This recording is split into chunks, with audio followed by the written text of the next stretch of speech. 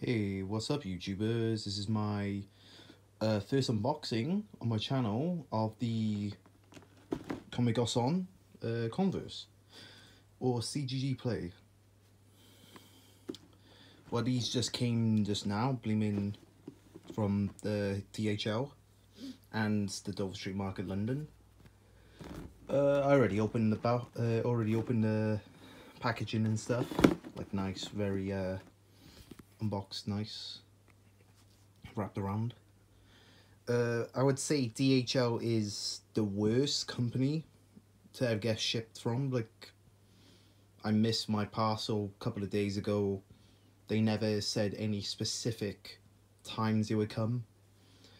But anyway, it came today, and unboxed these bad boys with the Converse display or box, or the box is displayed all white, gloss white,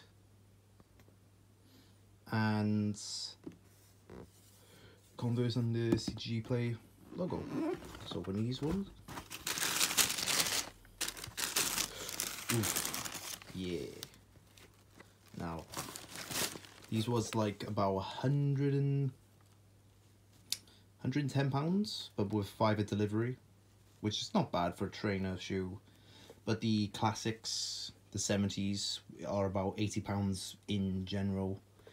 Some people I know saying that, why would you pay an extra 20 to 30 pounds on just a sticker of a half of a love heart on it with eyes? Some of the like said, look, bleeming, I like these shoes, and bleeming, I've been after them for a while.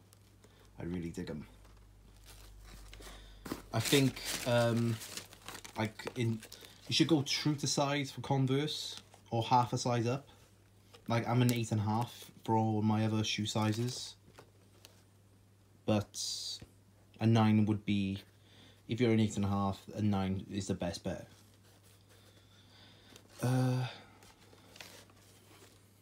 Quality on this is way better, way better than the regular Converses.